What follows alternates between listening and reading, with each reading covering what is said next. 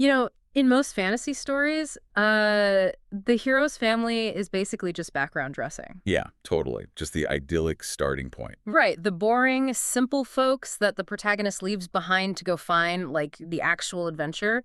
But man, Act 2 of The Whistling Swordsman just revealed that the most boring, strictly pacifist family in Sacar hasn't been living a simple life at all. Not even close. No, they have actually been waging, like, a 20-year covert Cold War.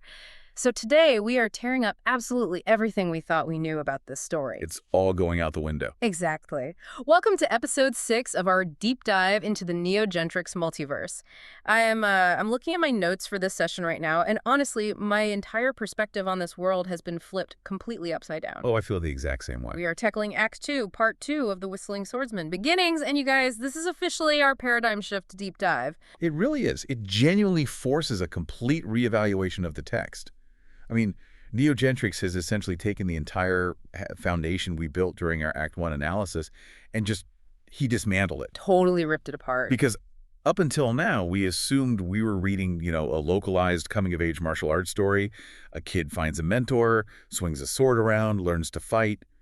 But the scope just expanded exponentially into this massive, multiversal geopolitical thriller. And we are going to walk through exactly how that happens because the tonal whiplash in these chapters is just staggering. Yeah, it gives you whiplash for sure. We go from the absolute lowest, most brutal emotional tragedy right into a bizarrely wholesome, almost slapstick surprise birthday party. Which was so weird. So weird. And then straight into a magical forest with a ticking clock death match.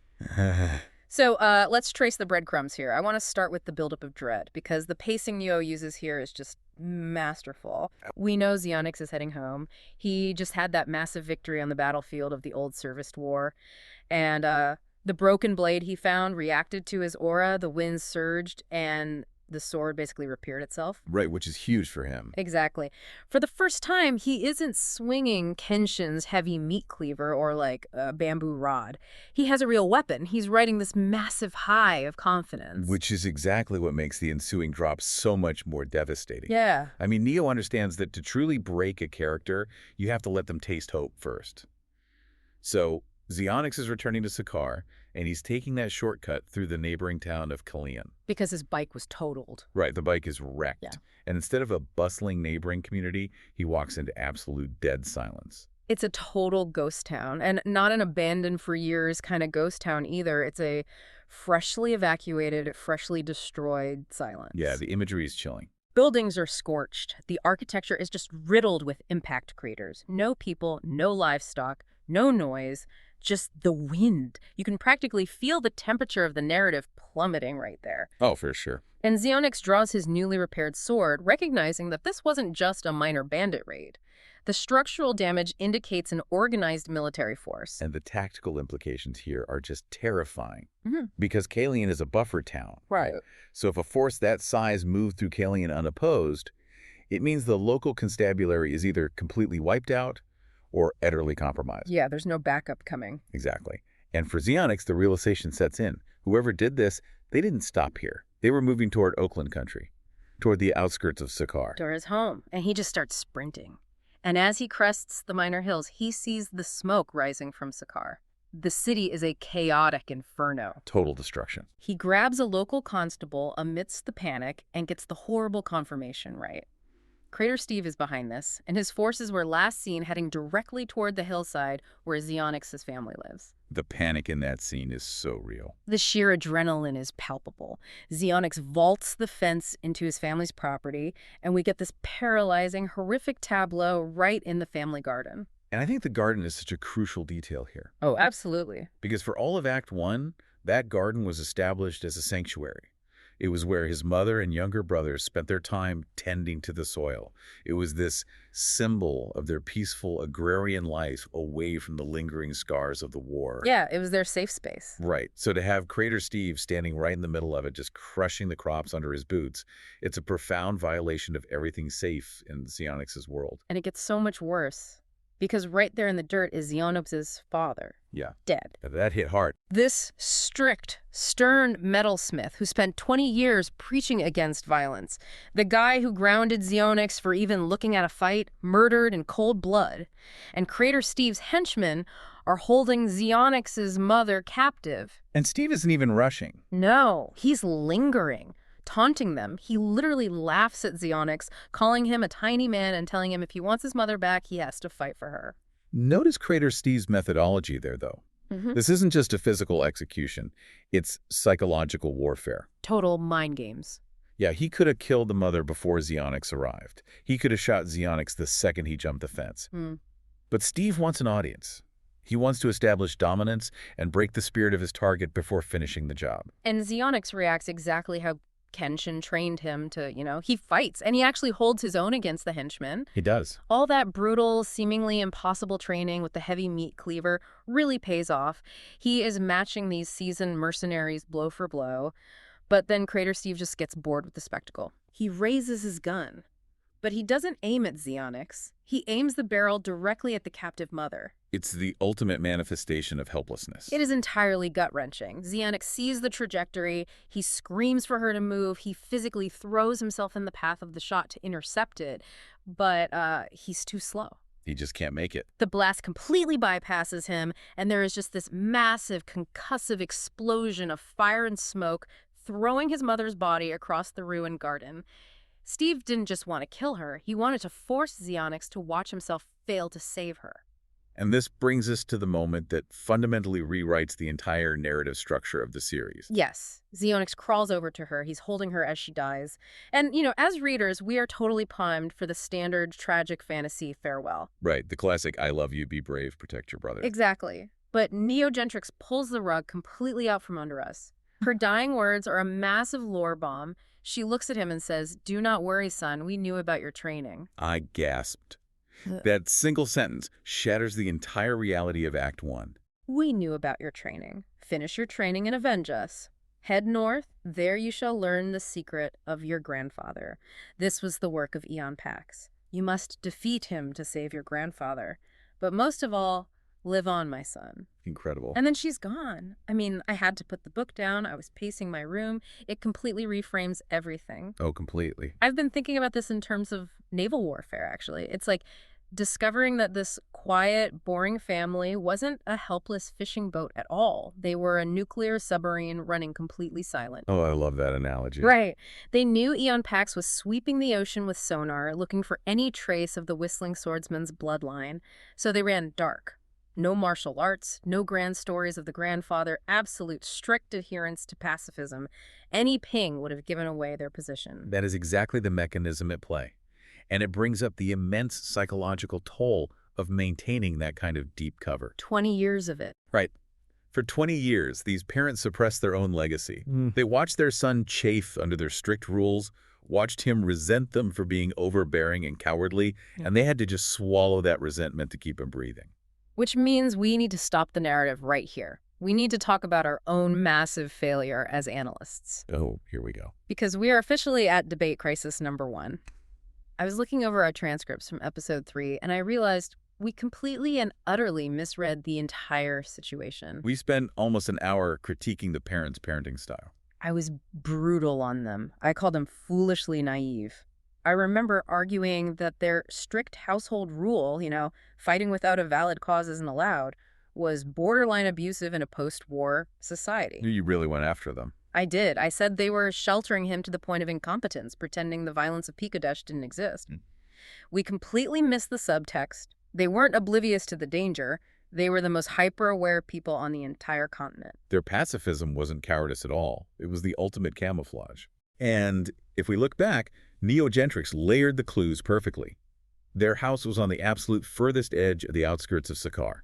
The father deliberately worked a low-profile job repairing basic tools instead of forging weapons, which we now know he probably had the skill to do. Oh, definitely. They homeschooled the kids. Every single lifestyle choice was a calculated move to remain invisible to an empire. But here's where I want your take, because this is the part that still gnaws at me. Okay, what is it? If they were essentially sleeper agents protecting this incredible multiversal lineage, and they secretly knew Xionix was sneaking out to train with Kenshin, Why not just drop the act behind closed doors? Like, why didn't the dad pull him into the basement and say, look, here is the secret of your grandfather. Here is how you hold a sword. Just don't tell anyone. Why rely on a crazy old man at a local dojo to teach him? It comes down to the grim reality of plausible deniability in a totalitarian regime. Meaning what, exactly? Meaning, Eon Pax doesn't just execute people. His forces interrogate them. They break them. If Xenix knew his true identity, or if he was receiving secret martial arts training from his father, he would eventually give off a micro-expression, a slip of the tongue, or a defensive reflex that would expose them. Oh, so he would fail the interrogation before it even started. Precisely. His genuine ignorance was his absolute best armor. By forcing him to sneak around, by maintaining the illusion of a strict, disapproving household, the parents ensured that if Xenix was ever snatched off the street by Eon Pax's spies, his reactions would be authentically those of a sheltered, frustrated kid. Wow. The parents took the entire burden of the secret onto themselves so their son could walk around with the weight of a target on his back. It makes their sacrifice so profoundly tragic. I mean, they died so he could have 20 years of relative peace. And the mother's final instruction to head north completely acts as the catalyst for the rest of the series. She essentially passes the baton, telling him the submarine has been hit, the cover is blown, and it's time to surface and fight. And his transition from that sheltered life into a lethal combatant happens in a matter of seconds. Yes, let's get into the immediate aftermath in the garden, because the mechanics of this next sequence are just wild. The power scaling shifts dramatically here. It really does. Xenix is kneeling in his mother's blood. Crater Steve is literally laughing at the corpse, mocking her for not dodging the blast. And something inside Xenix just snaps. The grief and the rage hit a boiling point. Yeah, he grips his new sword, and the atmosphere physically changes. Neo describes the wind turning razor-sharp around him. This is a crucial element of the world's combat system. Up until now, we've seen Xenix perform physical feats. But here, we see the actual atmospheric manipulation of the Whistling Wind style. It's actual magic. Right. The emotion is the ignition source for the elemental power. So Xenix charges at Steve. Steve arrogantly raises his gun again, but Xenix leaps into the air, and he does something completely counterintuitive.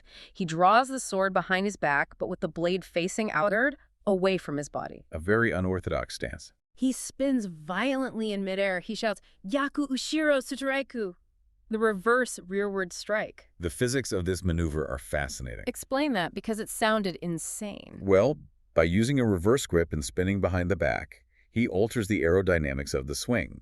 The motion creates a localized vacuum, pulling the surrounding air currents tightly around the steel, effectively extending the cutting edge with a slipstream of highly pressurized wind. And it creates that signature, terrifying whistling sound. Exactly. And the sheer kinetic force is devastating. He swings down, and the wind blade slices Crater Steve completely in half. Just brutal. Straight through the heavy mercenary armor, straight through bone. It is an instant, flawless execution. The remaining henchmen are so horrified by what they just witnessed that they drop their weapons and scatter. It is a decisive, brutal end to the immediate threat. But Gentrics doesn't let Xenix celebrate. No, not at all. The aftermath is incredibly somber.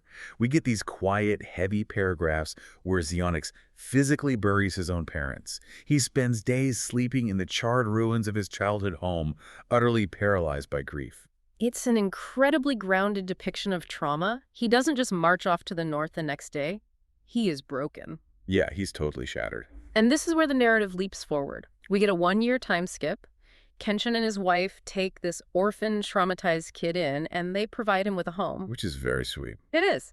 But then, fast forward to Xenix's 20th birthday, and we hit a sequence that is a masterclass in tonal whiplash. Oh, the birthday shock chapter. It is so wild. Xenix wakes up on the morning of his 20th birthday. The house is completely empty. Eerily empty. Right, so he wanders down to the local marketplace to find Kenshin or his wife. The vendors are acting cagey, telling him to go check the dojo. So he walks into the dojo, the one place he has learned to consider a safe haven over the past year. He opens the door, and instantly a masked assailant launches a violent ambush. Which is an incredibly dangerous trigger for someone with complex PTSD. Exactly. Xenix's mind instantly flashes back to the burning garden. He assumes Eon Pax has found him again. He assumes this assassin has already murdered Kenshin and his wife. His worst nightmare repeating itself. Yes. He screams, "How dare you dishonor this dojo?" If you so much as lay a hand on my master and his family, I will kill you. He completely overpowers the attacker, pins him down, and he doesn't hesitate for a microsecond. He goes straight for the kill. He draws his sword, the wind starts howling, and he prepares to execute the Gyaku Shiro Sutoraiku, the exact same high-pressure wind strike that split Crater Steve into two pieces. He is a fraction of a second away from lethal force. And right as the blade is coming down, the masked attacker screams in absolute terror, "I give up, you win," and rips off the mask. It's Kenshin. Unbelievable. His master just ambushed a highly lethal, severely traumatized swordsman as a final exam prank. The recklessness of it is astounding. I was reading this thinking of the worst possible teaching methods. It's like a swimming instructor deciding to teach a kid how to handle deep water by shoving them off a boat in the middle of the night. Right, a trial by fire. Except the instructor completely forgot the kid is holding a live flare gun and might accidentally set the entire boat on fire in a panic. Yeah, the variables were not controlled. But before I could even process the absurdity, the scene pivots to pure comedy. Kenshin's wife bursts out from the back room, marches right up to Kenshin, and punches him squarely in the face. She really laid him out. She is furious. She yells, "Are you an idiot? Are you trying to get yourself killed today? We agreed to only test him, remember?" She acts as the essential grounding force for the entire scene. Without her, Kenshin just looks like a maniac. With her, it becomes a chaotic family dynamic. And then the doors open, and the entire rebuilt town of Sacar jumps out. They have food, banners, and gifts. They throw this massive town-wide surprise party for Xeonix's 20th birthday to thank him for saving them from Crater Steve a year ago. It's so heartwarming. It is genuinely wholesome. But I have to ask you, what was Kenshin actually trying to achieve here? Was this just a martial arts reflex test, or was he probing to see if Xeonix was psychologically stable enough to finally leave the village and go north? It is absolutely a psychological evaluation, albeit a deeply flawed one. Flawed is an understatement. Well, Gentrics is exploring how trauma alters a fighter's fundamental instincts. When Xeonix first saw Sacar burning, he had a moment of freezing, of pure panic. Kenshin needed to know what Xeonix's default response would be now, a year later, if his safe space was violently compromised. Would he freeze again, or would he engage? He definitely engaged. He bypassed defense and went straight for a lethal finishing move. And that is where Kenshin's plan almost backfired fatally. Kenshin underestimated the sheer lethality his own student had developed. He didn't account for the fact that Xeonix wouldn't just defend himself. He would instantly attempt to eliminate the threat to protect his new surrogate family. It proves Xeonix is ready to survive the hostile world outside Sacar, but it also highlights Kenshin's own blind spots as a mentor. Which perfectly sets up debate crisis number 2. I am serving myself a massive slice of humble pie right now. I was wondering when we'd get to this. I have to formally apologize to Gentrics, to Kenshin, and to you, the listeners, because if we look back at episode 4, I was spinning wild conspiracies about this man. You were entirely convinced Kenshin was an opportunistic villain. I was. Look at the evidence we had from Act 1. Kenshin bumps into a random, emotionally vulnerable teenager in a market and immediately offers to teach him a deadly martial art. Suspicious, sure. On day 1, he throws him into a pit with lethal, malfunctioning security robots. He gives a novice a live steel blade. He makes him swing a massive unbalanced meat cleaver to build strength to pierce skin. I argued forcefully that Kenshin was a sociopath grooming a meat shield so he could use Xeonix to take revenge on Eon Pax. You viewed every training exercise as an act of malicious manipulation. But the grand confession I have to make today is that I was completely wrong. Kenshin is an incredibly loving, deeply protective surrogate father. He and his wife took in a shattered orphan and provided him with a stable home for an entire year. The man organized a town-wide birthday party. It forces us to reinterpret his brutal training method. Exactly. He wasn't grooming a weapon. He was desperately trying to forge armor onto a kid he knew was being hunted by an empire. He knew the world wanted Xeonix dead, so he subjected him to harsh conditions in a controlled environment so he wouldn't die in the real one. What Gentrics does here is a brilliant subversion of the crazy old master trope. Oh, absolutely. In many martial arts narratives, the eccentric master hides a dark secret or an ulterior motive. Neo leans into that suspicion. He makes Kenshin's methods look so unhinged, the robots, the meat cleaver, the birthday ambush, that we, as analytical readers, naturally assume foul play. Right, we thought we were so smart. But the reveal subverts our cynicism. The truth is simply that Kenshin is a good man who lives in an incredibly dangerous world. And his wife is the practical anchor that keeps his eccentricity from getting them all killed. It's such a satisfying realization. It shows that even under the tyrannical shadow of Eon Pax, genuine mentorship and found family still exist.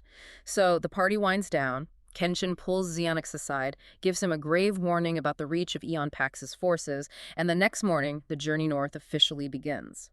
We move into the next major phase of the story. The multiverse expands. This is where the geographic and supernatural scope of Pikadesh blows wide open. Xionix leaves the borders of his hometown for the very first time. His initial destination is a neighboring territory about 35 miles away, a place called Shine Solstice. And the world-building lore Neo drops for this city is fantastic. It was founded by a simple potato farmer named Richard Ernesto. It's a great piece of localized mythology. Right. The lore says Richard was just plowing his fields using these weird, heavy stones he dug up to mark his crop lines. And on the day of the summer solstice, those specific stones suddenly began radiating an impossibly bright, majestic, fluorescent glow. Like a beacon. Yeah, they were so luminous you could barely look directly at them. Word spread, people flocked to the phenomenon, and over time they literally constructed a massive gorge-shaped walled city using these glowing stones. It became this beacon of wonder, a major tourist hub, and naturally a massive target for thieves and syndicates. Which demonstrates that Pikadesh isn't just a uniform, grim wasteland of post-war ruins. There are pockets of profound, unexplained magic and booming economies built around them. But to get to the glowing city of Shine Solstice, Xionix has to navigate through some incredibly hostile geography, specifically the Zalan Timber Forest. It's a very dangerous place. And the atmosphere Neo crafts here is so distinct. As Xionix crosses the tree line, the canopy above grows so dense it completely blocks the sun. But it isn't pitch black. There's this ambient, dark orange luminescence bleeding through the ancient trunks. It's very surreal. And if you look up through the branches, the sky itself is described as a purplish-blue twilight that feels simultaneously dark and illuminated. The forest is heavily saturated with raw elemental magic. It's protected by a natural barrier known as the Infinity Crest. It feels ancient and deeply unsettling. So Xionix sets up a small camp by a dry riverbed, catches a few fish, and tries to get some sleep. But he is violently awakened by a massive concussive blast that literally shakes the earth. Someone is fighting nearby. Yeah. He creeps through the dense brush toward the sound, and he discovers a massive crater freshly blown into the forest floor. Ancient trees are splintered and burning, and standing in the wreckage are two new characters locked in a deathmatch. One is a guy hurling sticks of dynamite, and the other is a man wearing a bearskin pelt wielding a glowing mystical axe. It's an immediate escalation of the combat stakes. Xionix, having just promised to protect the innocent, doesn't hesitate. He jumps right into the fray to stop the dynamite thrower from obliterating the sacred forest. And this intervention introduces us to one of the most mechanically fascinating allies in the series, Shane and Go. Shane is a mystic, the last known survivor of the Terrafaran tribe. And his physical description is completely jarring. When Xionix looks at him, he sees a frail, battered, deeply wrinkled old man struggling to hold his weapon. But during the chaotic exchange of dialogue, Shane reveals a horrifying detail. He is only 30 years old. Which introduces a completely new mechanism of elemental consequences into the lore. I was trying to wrap my head around how a 30-year-old could look 80. The best way I can visualize it is by thinking of like a battery dying on your phone, but the phone is your actual life force. Right. Or like a pressurized cabin in an airplane flying at a high altitude. The airplane analogy is spot on. Right. Shane's weapon, the Mystic Axe of Shirix, contains a specific elemental gem. That gem essentially acts as the pressurization system for his life force, maintaining his youth and vitality. But the guide he is fighting managed to shatter the axe, breaking it into two distinct pieces. The hull of the cabin has been breached. Exactly. The integrity of the weapon is compromised. The enemy took the half of the staff that houses the core gem, leaving Shane with just the severed axe head. Because the symbiotic tether between the mystic and the gem is severed, the pressure drops to zero.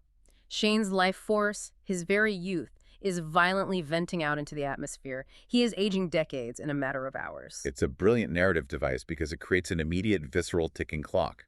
Xionix doesn't just need to win a spar. He has to engage in a high-stakes retrieval mission to recover that gem before Shane's biological clock runs out completely and he crumbles into dust. And the obstacle standing in their way. The guy hurling the explosives. He turns, gets a good look at Xionix, pulls out a crumpled wanted poster, and starts laughing. He reveals his identity, and it ties the multiversal expansion right back to Xionix's personal tragedy. This man is Crater Steve's brother. Known as Fuse Master. Fuse Master. And the weaponry he wields is a tactical nightmare. He fights with a long steel staff entirely coated in highly volatile gunpowder with a constantly burning fuse at one end. And the mechanic of this weapon is insane. If the staff strikes anything, the ground, a tree, or another weapon, the kinetic impact triggers a massive localized detonation right in the opponent's face. He has a devastating weapon. But through some elemental property, Fuse Master himself is completely immune to the blast radius of his own weapon. If we analyze the tactical implications of this, it forces Xionix to completely abandon everything Kenshin taught him about defensive swordplay. How do you even fight that? If Fuse Master swings at you, your instinct is to raise your blade and parry. But if your steel touches his staff, it acts as a detonator. You block, you explode. You attack his weapon, you explode. It nullifies the entire concept of blade-to-blade contact. Xionix is forced to rely entirely on evasion and the ranged atmospheric strikes of the Whistling Wind style. It's a brilliant way for Gentrics to test the limits of Xionix's new powers against an opponent who punishes traditional martial arts. The scene leaves us hanging right as Xionix attempts to strike the staff, gets blown violently backward by the concussive force, his clothes scorched, while Fuse Master just laughs maniacally in the burning clearing. We are promised an incredibly explosive, highly tactical confrontation to kick off the next chapter, and honestly, I need a break. The pacing of Act 2 is relentless. It truly is. We went from the quiet tragedy of a hidden family in Sacar to a dynamite-wielding maniac in a magical forest fighting alongside a rapidly aging 30-year-old mystic. My brain is absolutely fried processing the sheer volume of world building and the massive shifts in character dynamics. It requires us to go back to the drawing board. It absolutely does, because Act 2 fundamentally changed the lore, the power scaling, and the true motivations of almost every mentor and parental figure in this universe. We cannot just keep moving forward blindly. We need to audit our own understanding of the text. So for episodes 7 and 8 of this deep dive, we are going to do something special. We are strictly dedicating the next two discussions to reopening all of our old Act 1 debates. We're going to put our initial theories on trial using this new multiversal evidence. Exactly. I want you to join us next time as we look back at the Service War, the early dojo training, and the political structure of Pikadesh through the lens of Aeon Pax's surveillance state. We'll see if we stubbornly stand our ground on any remaining theories, or if we completely cave and change our minds all over again. There's a lot of subtext we likely missed the first time around. There always is with Gentrics. But before we sign off today, I want to leave you with one final, deeply unsettling thought to mull over. We know the parents were hiding. We know they lived on the furthest outskirts, avoiding all attention. Yet Aeon Pax knew exactly where they were. He knew their exact address, and he specifically deployed Crater Steve to wipe them out. A targeted assassination requires precise intelligence. Exactly. Which means someone told him. Someone in that quiet, seemingly peaceful town of Sacar noticed something, or was paid to watch. If the mapmaker of this story is actively working for the enemy, we have to ask ourselves who else in the seemingly safe lands of Pikadesh is currently operating as a sleeper agent for Aeon Pax's empire? Who was watching the family? And more importantly, who is watching Xionix right now? Keep reading, keep questioning every character's motive, and we will see you in episode 7.